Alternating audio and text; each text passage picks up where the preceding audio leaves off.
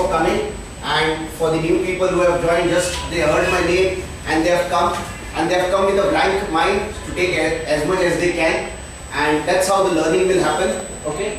Before moving on to this particular slide, okay, what happens is, these are some of the programs which I have conducted. So just to build a credibility, people पूछते हैं सचिन कामत कौन है या क्या क्या किया है, तो उनके लिए ये है different types of programs which I have conducted. This program I have done in Egypt. For these are the group of solicitors for whom I have done this program.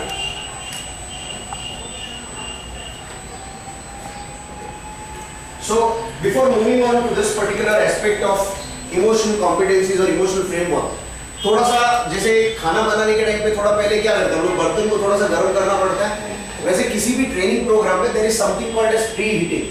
You may have attended lot of different types of program, अलग-अलग type के programmes आप लोगों ने attend किए होंगे, तो ये भी थोड़ा सा अलग ही है, फ्लेवर थोड़ा अलग है. Okay, one thing I would share here is that all of you sitting, और जितने भी यहाँ बैठे हुए सब लोग इंटेलिजेंट और मैच्योर है. आपको इस प्रोग्राम से बहुत सारी चीजें हम लोग डिस्कस करने वाले हैं. आपको इसमें जो इम्पोर्टेंट लगता है वो आप अपने साथ लेके जाओगे. मेरे बहुत एक पुराने कलीग थे, उन्होंने एक बहुत अच्छी बात मुझे बोली थी कि चोपड़ी में रहेगा तो खोपड़ी में रहेगा. So whenever you feel something is important, please make a note of it, because I will be giving you a handout. Handout तो देने वाला हूँ, लेकिन नॉर्मली मेरा एक्सपीरियंस जो है ट्रेनिंग का ऐसा होता है, दो तरह के स्टडीज होते हैं. एक होता है सेल्फ स्टडी और दूसरा होता है शेल्फ स्टडी. तो सेल्फ स्टडी जो रहता है, एक पेपर के ऊपर भी अगर कुछ लिखा गया है तो उसको पढ़ के भी वो इम्प्लीमेंट करता है, उससे भी कुछ सीखता है. नहीं तो ऐसे होता है शेल्फ स्टडी. मेरे पास 300 बुक्स पढ़े हुए, खाली बुक्स लिए हैं मैंने रखे हुए, नाम भी याद नहीं है, कभी कभी मालूम नहीं रहता, लेकिन किताब पढ़ी हुई है. तो वो एक होता है शेल्फ स्टडी. सो आपको डिसाइड करना है ये जो बुक लेके जाओगे आप, when you take this book back, what happens is for few days this book will be lying on your table. Then after some days there will be some other material which will come and it will be on that.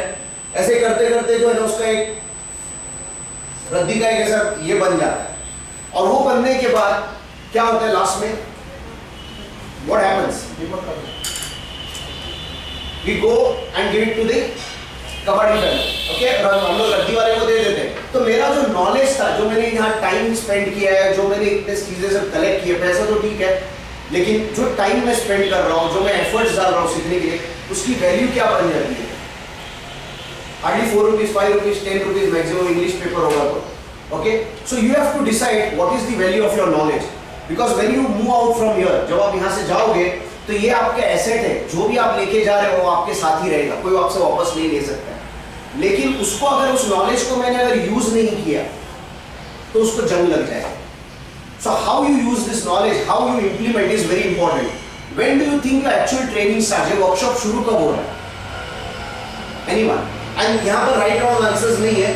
So we are learning. So when do you think your actual workshop starts? From tomorrow. From tomorrow. Gaurav says from tomorrow. Maybe From Okay. right away from Right away. Okay. Your actual training will start when you start implementing what you have learned. So it can be right now, it could be tomorrow, it could be after 20 years also. Choice is yours. That's why we have given the name of the program is Power to Choose Your Feelings. So when you feel that I have to implement, start implementing. It could be right now also. Okay? So to move on, okay, the introduction part. We will do it little different. आप लोगों ने introduction कैसे कैसे किया है पहले से? मेरा introduction मेरे बाद में आएगा. आप लोगों ने introduce अपने आप को किया है बहुत बार. आपने प्रमोद पालेकर का प्रेजेंटेशन स्किल्स किया तो आप उन्होंने बताया रहेगा इंट्रोडक्शन कैसे होना चाहिए. आप कहीं पर जाते हो तो अपने आप को इंट्रोड्यूस करते हो. अब इस प्रोग्राम का जो ओवरऑल जो हम लोग ने मेथोडोलॉजी रखी है पूरी एक्सपीरियंशियल है.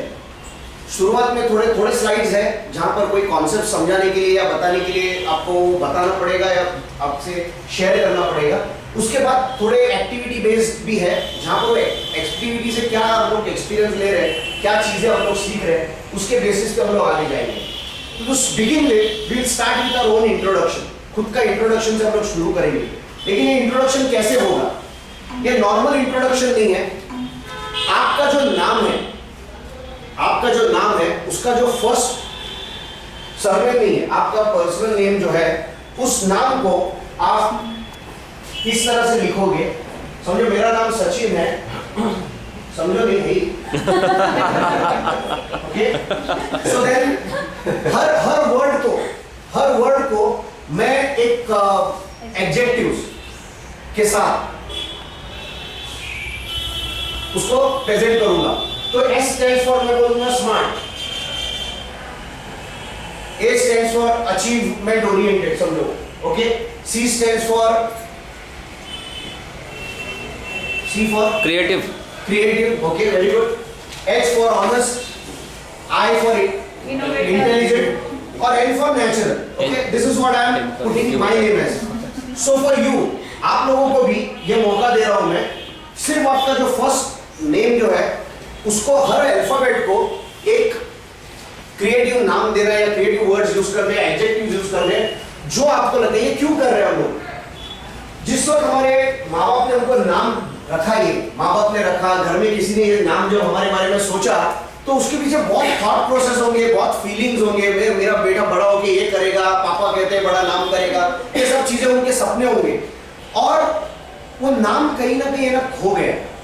इट हैज बिकम लाइक वो एक टेलीफोन डायरेक्टरी में या मोबाइल पे एक कॉन्टैक्ट नंबर बन के रह गया। So let's first start with our own name कि what is it that my name says, मेरे नाम में ऐसा क्या है जो मुझे अलग फील करा सकता है। And let's start with that experience itself. अगर हम लोग आज इमोशंस के बारे में बात कर रहे हैं तो लेट्स स्टार्ट फीलिंग कि व्हाट माय नेम सेज। और मैं बोलता हूँ दूसरों को नाम और दूसरों को एडवाइस देना, जैसे मैंने आपको पूछा तो बोला, आपने बोला क्रिएटिव है, आपने ऐसा वर्ड्स दिए। खुद का नाम के लिए जब आप वर्ड्स ढूंढने लगोगे ना तो थोड़ा सा ब्रेनस्टॉर्मिंग करना पड़ेगा। So are you ready for this? Okay, so now you have to decide again. जैसे मैंने लिखा है वैसे आपको नोटपैड में लिखना है। आप उसके आजू बाजू में डिजाइन भी कर सकते हो, जितना क्रिएटिविटी है आपकी आप यूज कर सकते हो। And I will also giving you sketch pen और कलरफुल करना है आपको।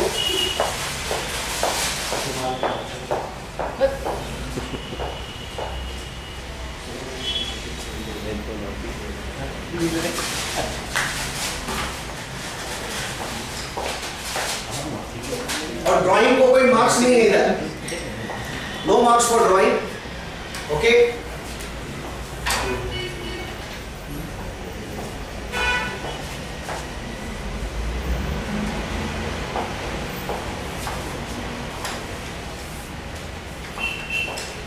Think as creative as possible. अगर और कलर्स चाहिए तो और मांग के ले लेना, okay. We have different colours, जरूरत पड़ी तो और किसी के टेबल से जाके उठा लेना कलर्स।